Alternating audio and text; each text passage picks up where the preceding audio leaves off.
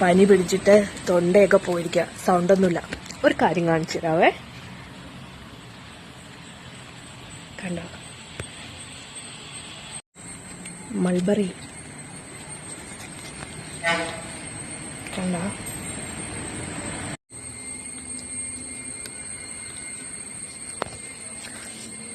ഇവിടെ ഈ വക സാധനം എല്ലാം ഉണ്ടെങ്കിൽ ഇതൊന്നും ഞങ്ങൾക്ക് കിട്ടത്തില്ല.